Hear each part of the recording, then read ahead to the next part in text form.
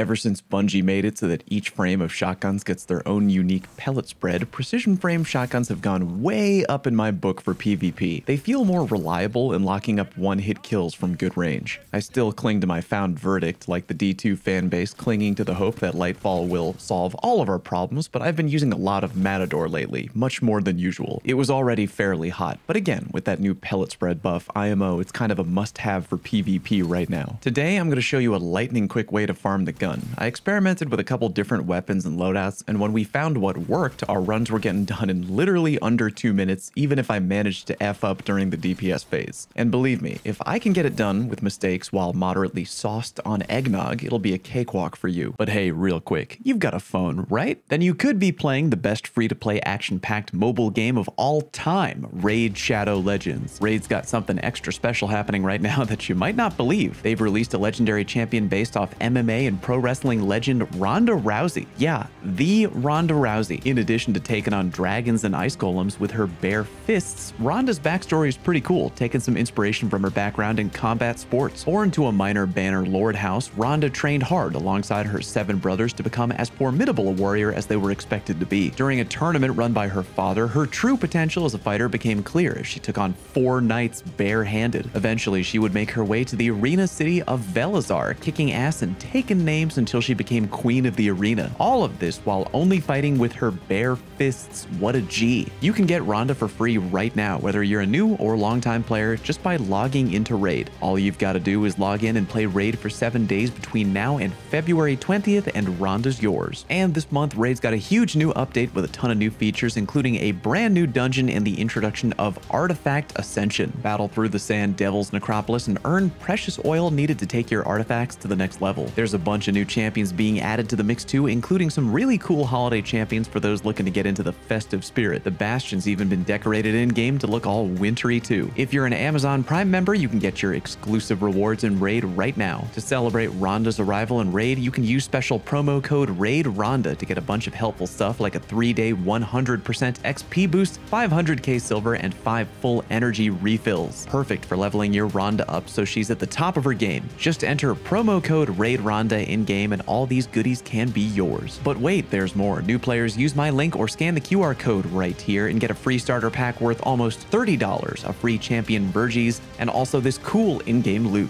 You'll find your rewards right here in your inbox for the next 30 days only. Alright, back to the content. The encounter we're here to farm is the Ogre encounter in the Grasp of Avarice Dungeon. Pretty sure that ogre used to have an actual name, by the way, but apparently now it is just called Ravenous Ogre. That's kinda effed up, Bungie. You took away this thing's identity. Anywho, here is the downside. Much like farming the Pit of Heresy dungeon for hot armor drops, the GOA Ogre farm we're gonna cover can only be done when it's the featured dungeon of the week. No big deal, just wait for it to be the featured dungeon that week and then go to town. If you're a new player, remember the golden dungeon farm rule. Step 1, acquire checkpoint on character A. Step 2, farm the checkpoint on character B, aka have your buddies load into the checkpoint on your first character, then when they've joined you, change characters, rejoin them, and farm on your second character. That way your first character holds the checkpoint forever and you can reload the encounter whenever you want. Damage-wise, there's a lot of great options right now. I know that for a long while, linear fusion rifles have been the play, but so much else will work here, believe me. If you don't have Divinity, by the way, don't worry. As I've mentioned in another video, weakened clear on your artifact is literally insane. A 15% damage debuff for a whopping 20 seconds. One person on your farming team should bring and use that no matter what loadout option you end up going with. I recommend that the other 2 players on the fire team instead use Monochromatic Maestro. It's not a huge buff, an extra 10% damage for 5 seconds on any weapon that matches your element type after you damage an enemy with an ability. Again, not huge, but that's a free extra 10% damage right there. And turning down free damage is like turning away free pizza. It just isn't done. If you really want to go the extra mile with damage, and you should in order to guarantee the easy 1 phase, everyone on your team should probably be rocking multiple copies of Font of Might paired together with Elemental Time Dilation. If you're a newer player, Elemental Well Generation can be kind of annoying to set up, but the payoff is big. Go ahead and put 3 or even 4 Font of Mights on your armor and top it off with 1 1 elemental time dilation. That allows you to pick up just 1 elemental well, and if it matches your weapon type and your subclass type, you then get a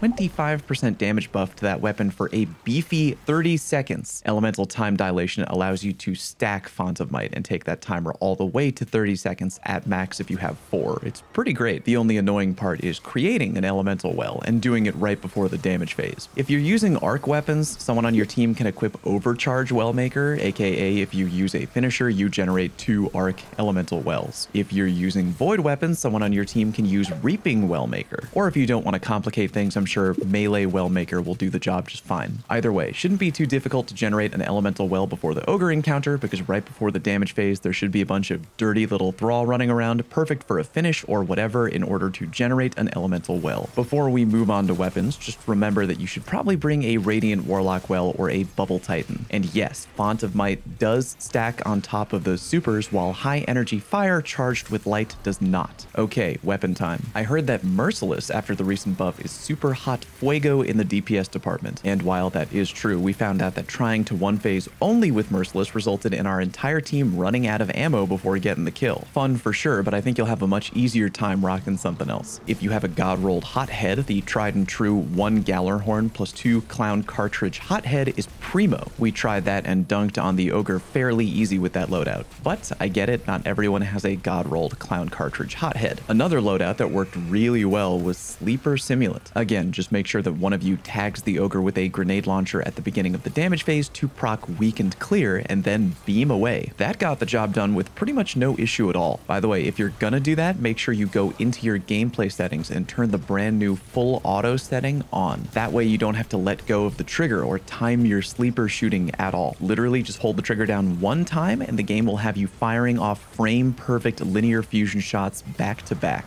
But what we found was even easier than that, if you can believe it, Xenophage. Yeah, remember that gun did get a minor buff coming into Season 19. Combine that with one person proccing Weakened Clear and goddamn, that ogre got liquefied. Again, I'm sure a lot of things will work for the one phase, but either Sleeper or Xenophage were 2 thumbs up easy mode in my book. I'm sure most people have those weapons laying around too. If you care, I'll now show you a full run of how the farm looks. See you at the end of the video.